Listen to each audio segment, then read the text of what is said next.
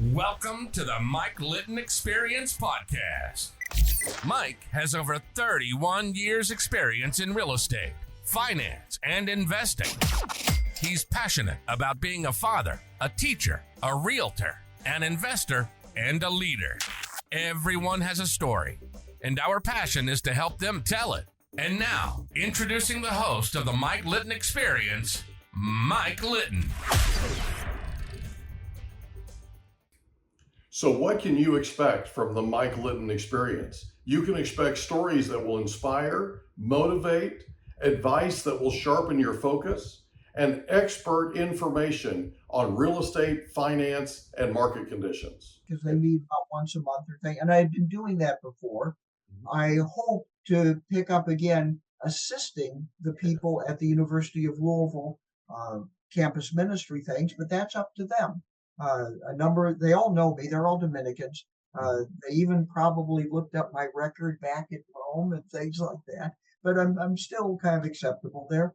I also work with the Apostolate for Military International, which is an umbrella group that works with national groups of Catholics and in the military in each nation, and has a conference every year that brings them together where they can exchange ideas. We did that about 3 or 4 years ago, where a number of the African delegates were able to help our European delegates deal with a huge influx of Mideastern refugees, because the nations would house them on military installations because they had the facilities, they could feed lots of people quickly and things like that.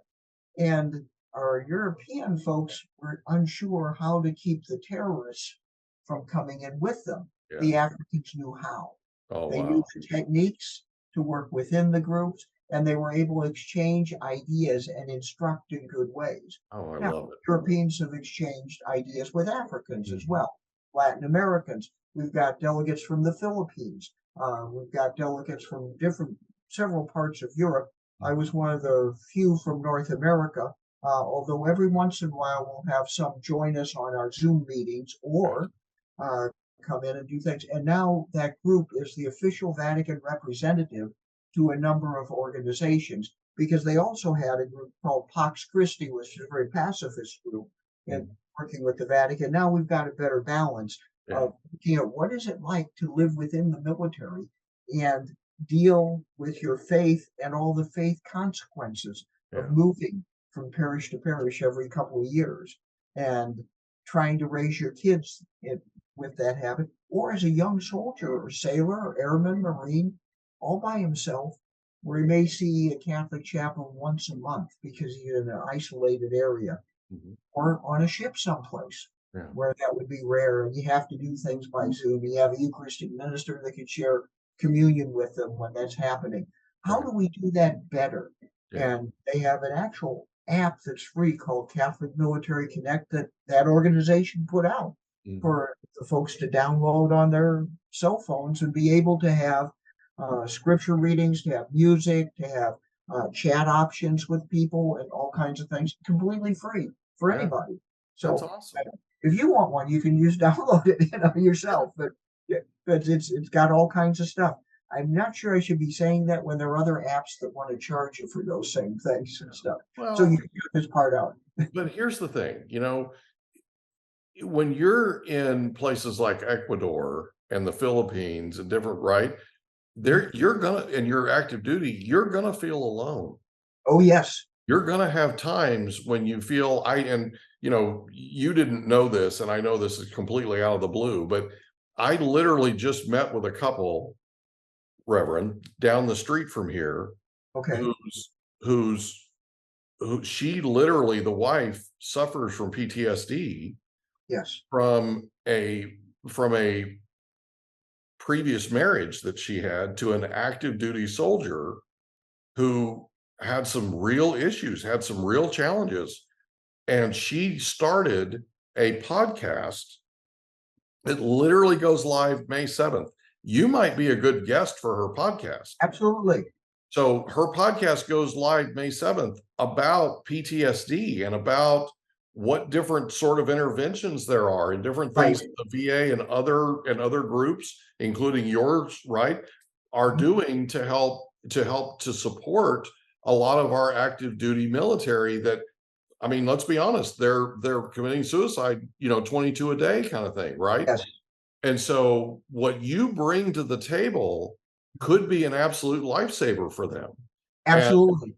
that's, Yes, having an app like that gives them some place they can go when they're feeling dark, right? exactly. Because let's be honest, God's where the light is, okay? Yes, That's the honest answer. And the more people know that and the more comfortable they are turning to God, whether it's Catholic or whatever, right? any other denomination, It yes. doesn't matter what the denomination is. What matters is that they seek him out and they get that sort of clarity. They get that support and they don't feel as alone. I feel like a big part of PTSD, a big part of what these kids are going through is they've seen things that are just rough, okay? And then they get together with we were just talking about this morning before you and I got together. They have this unit, and this unit are people that came from all walks of life and all different places around the nation, around the world. That unit of people are like their little family.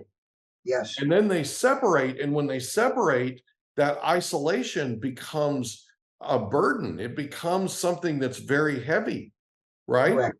And if they have someplace they can go, if they have somebody like you they can talk to, if they have that app that they can use, I think we can have a significant impact on how alone they feel and how dark they feel. Correct. Right? And I I work think with you'd be that. I'm gonna ask her if she'll have you on, because I think you'd be a terrific guest with her. I didn't realize that you had done all that you had done in the military with helping with like suicide prevention and all that kind of Yes, thing. sir. And we were literally just talking about the fact that the way the military system is set up for active duty, they can't talk about those things. They can't admit that you can't diagnose them with that because they end up losing all their benefits. They end up Exactly. losing all kinds of things. And Correct. so the system's literally designed for them to not say anything. And that's the Exactly. worst possible thing, right? And here you are confidentially coming in and helping without the brass knowing about it, so to speak, right? And supporting them in a way that really helps to shed light on something that's a really rough subject. Okay. But I actually worked with that very heavily. For Yeah, 5 years, I was the state chaplain for Kentucky when yeah, we were welcoming back all kinds of units from yeah, overseas. And we learned, not as early as we would have liked to have learned, but we were able to gain information from other organizations, some of the psychologists at different places that were dealing with pretty strong, intense groups, that there were three things that worked as prevention from PTSD developing, that you had to do it right away. We'd bring units home, we'd welcome them, and then they'd have like a day or two at home. We'd bring them in uniform for just one day and bring families with them. yeah, The families would talk to VA folks for about an hour and a half while I dealt with the soldiers. right, The hour and a half that they had, they'd at least share stories of what it's like to have someone coming back walking on eggshells, not yeah, knowing where he belongs in the family. And so at least the families bonded together and understood that. But the three things that we did for the soldiers, one of them is they needed to know that they've done something worthwhile. So right, we'd have someone in authority tell them that, the governor, mayor of their town, whatever it is, someone tell them that usually it's about a 5 minute speech. Yes, you made a difference. This was worthwhile. It's going to have an effect and all that good kind of thing. The second thing is they needed to have someone that they could talk to that understood, right, because they instinctively protect their families from what they've experienced. right, And they still need someone to work with them. So what I would do is I would separate all my females and say, you know what happens in the ladies' room. It stays in the ladies' room. You got 40 minutes to mhm, be able to talk about it in whatever group that you want. No guys around. mhm, You know how to handle this your way. I give you permission to do it. And if you need my help, I'm there. right, But for the guys, I would pair them up one on one, mhm, same rank. yeah, And if there was one left over, I'd take him, yeah, But we pair them one on one, same rank. Each of you has 20 minutes to tell your story, looking for lessons learned and anything that can benefit your buddies in terms of this. But I'd also tell them that the very talking to someone that's been there with you reduces the tendencies toward destructive actions significantly. So they knew that they were doing something worthwhile for themselves and for their buddy, at the same time trying to look for anything else that was a good development. And we did that. And I remember remove the isolation. You with remove me? the isolation. You're helping to reintegrate them back into, and it's important that the family be involved, because the family, by them trying to protect the family, they're further isolating themselves. Exactly. And so it gets even darker. Exactly. It's like this multiplication thing where it's just getting worse and worse and worse by the minute. And that's what I think is so incredibly important about what you've done, not just in your career, but what you're doing specifically to help them. Specifically for them. Yeah. Unfortunately, active duty didn't want to pick up on that. I tried as a full board colonel, tried as a general to get the pick up on it. Anything that National Guard develops, they don't want any part of, unfortunately. But we're hoping it'll work. But give you a tiny example. One time we had one full board colonel that was left over, so I was the same rank. I kind of knew him, and so we started talking in that 20-minute time frame. Within less than a minute, we could finish each other's sentences. Wow. That's how deep the penetration goes so easily to someone who's been there, done that with the thing. The final part of it is everyone comes back with a certain amount of grief because you're going to be separated from your unit. You miss the people that you've worked with, or you miss the mascot and everything like that. The grief gets contaminated with guilt. Yeah. Some of it may be real, but a lot of it is fake guilt. So I deal with the fake guilt. We get rid of them. I tell them stories about things that happened to my family and how they got rid of fake guilt. And then if there was anything real, I could give them absolution, or at least give them all a forgiveness blessing, whatever their denomination. I had nobody refuse any of that. We reduced the incidence of PTSD and suicidal ideation in the Kentucky National Guard significantly in that time frame. I don't have specific number because how do you measure suicidal ideation? Because no one's going to want to admit it, but we had better developments because of all of that significantly. We didn't have spikes all over the place because we did it quickly, whereas other agencies just put them through lots more briefings and garbage and stuff like that.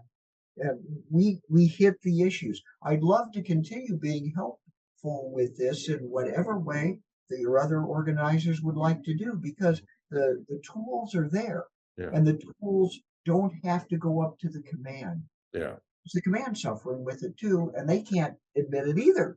No, it's true. It's true. And you can't go to command, right? Because that creates even more isolationism. And they feel even darker, and it just, you can't go there. You've got to figure out a way, like you're doing, to intervene, and to intervene where they are, right? Match them with who they, right? Like you said, same rank, right? Not command, same rank.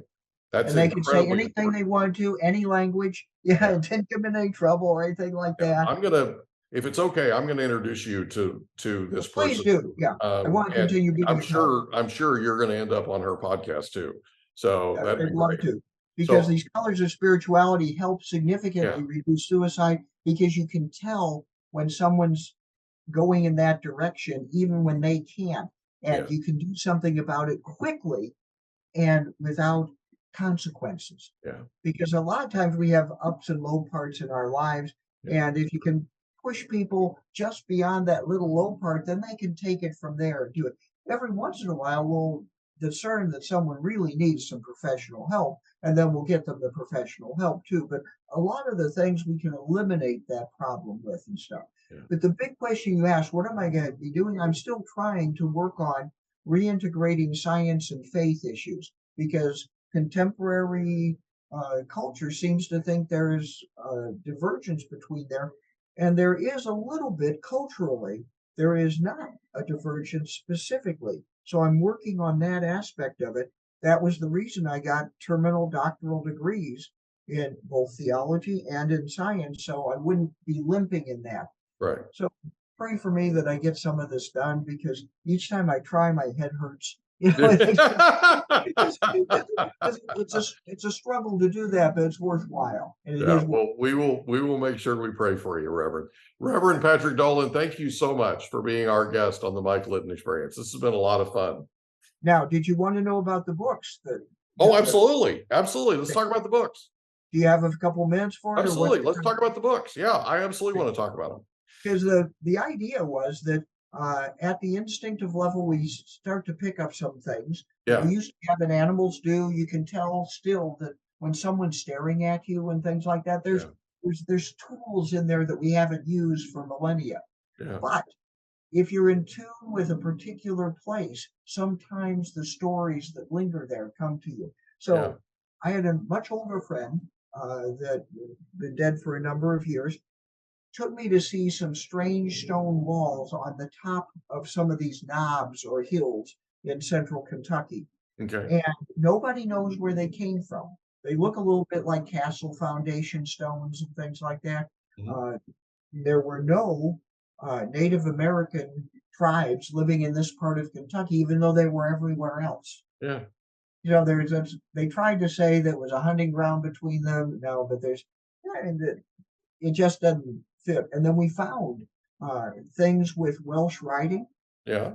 And there's story that the Welsh came through here in the 1100s with 2 groups of 11 vessels each, and eventually became the Mandan Indian tribe in kind of South Dakota and stuff, and was wiped out by cholera in 1836. Mm-hmm. Queen Elizabeth I believed it. Thomas Jefferson believed that they came through, and we've got lots of physical evidence, some stones with interesting writing on it. We've got some Welsh armor that was in Sand Island in the Ohio before they built some of the dams. And there were a number of other things, sadly, that were destroyed at the time of the American Revolution because they didn't want to have other countries have claims on the territory west of the Appalachians to Mississippi when they were negotiating the Treaty of Paris. America wanted to claim it, so they didn't want to have all this evidence out there. But there's enough that's still there, including the similarity to that Mandan Indian tribe language to ancient Welsh, and other things that they find. Explorers that went through there found prayer books in Welsh and script and things like that, and they would start praying in their old language because they were going to be attacked and stuff, and suddenly they weren't attacked because they recognized the language and stuff. There are all kinds of stories. New Albany, Indiana, just across the river from Louisville, it's an entire bookshelf of all that information. So the stories about what would it have been like to live under there. And then the stories started telling themselves. Following 4 young adults, kind of just out of teenage years, one of just a touch older. There's one that's a ranger, so he's got all kinds of forest lore. There's one that's a barbarian because he supposedly came from Norse stock that filtered in there and stuff. And there's one that's a cleric magic user, which I drew a lot of my own background to kind of pull into those kind of things. And then there's one that's a holy knight, a paladin, and each of them has just a little bit of extra skill, not much. None of them are superheroes, but they're able to resist an assassin's guild trying to bring kind of diabolical influences into control the weather. That assassin's guild was the ancient form of organized crime. He's like, because they did the same kinds of things. I've got a little bit of background there that I can't talk about because I hear confessions and things like that. my sister went to school with someone whose family was in that organized crime. I got you. Okay. So she had some stories and interesting things there. Yeah. But it's from all of that, we started putting pieces together, and the story just kind of evolved on its own. I was going to be a short story, and now it's 137 chapters and 4 volumes. No longer counts as a short story. A short story that's now 137 chapters? I love it. No, it's 4 volumes and stuff. And I can. You should have been shown the press clip that has all those covers on there. If you want, I'll grab and show them to you and stuff. Oh, we'll put a link to them. We'll put a link to them in your. You've got those good things.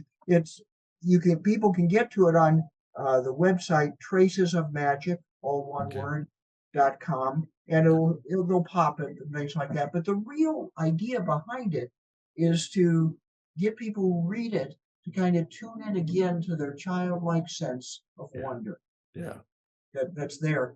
And it can be kind of a good antidote to a lot of the influences toward young adult suicide that they've got a lot of going on these days because people have lost some sense of hope. Yeah. And it starts them out in just an adventure story, and little by little weaves in more and more of reality, and more of religious things underneath the reality that they can take or leave, because there are druids there that start asking the paladins for stories about their faith and stuff, because they don't want the paladins to run away because there's a major devil lurking around somewhere, and they want someone with some way to kind of defend against them around, so they keep asking the stories and stuff. And it goes pretty well. It starts out slow with just some battles and different things, and it develops with kind of understanding the flavor of it little by little by little. And just like the Lord of the Rings, when you get done with those books, you wonder, am I sure this really didn't happen? You get the same feeling with these. Am I sure it didn't happen? And there's some hints, the way you can catch some of those traces of magic that are still lingering, where you can find them. So the website is tracesofmagic.com. Yes, sir. Okay. We'll make sure we put that in the link on your description, so people can click and go right to it. Yeah, they can get into that, and they can click on the book cover, and they'll give them samples of it and things like that. I'm not real good at putting a website together. I've got friends helping me, but it's a slow process because I didn't grow up in a digital age. I grew up in the pre-digital age, kind of making things develop. You can't be good at everything. Okay. You're out there saving lives your entire life. Okay. Let's let other people handle the technology part of it. Okay. And they do it well. They do it well. Well, I'm going to be praying for you, and I know everybody that's listening to this will be. God bless you, Reverend Patrick Dolan, and thank you so much for everything that you've done for all of us. And thank you for being here and being our guest on our program. Blessings to you and to all your listeners. And may the Lord God watch over and help you succeed in all that you do, not only here on earth, but for all eternity. Yeah. I'm going to give you with blessings from the Father and the Son and the Holy Spirit, because I can do that. I appreciate you. Thank you so much, Mike. Thanks so much. It was great meeting you. Great meeting you as well. We hope you enjoyed another episode of the Mike Litton Experience. If you did, do us a favor, smash that subscribe button, tell your friends, family, and coworkers about our program, and wherever you get your podcasts, please leave us a rating. It helps us to connect with quality people just like you. And that's a wrap. Another episode of the Mike Litton Experience in the books. Reach out to Mike on Instagram at Litton Realty. Want to meet with Mike? Check out calendly.com/Rio760.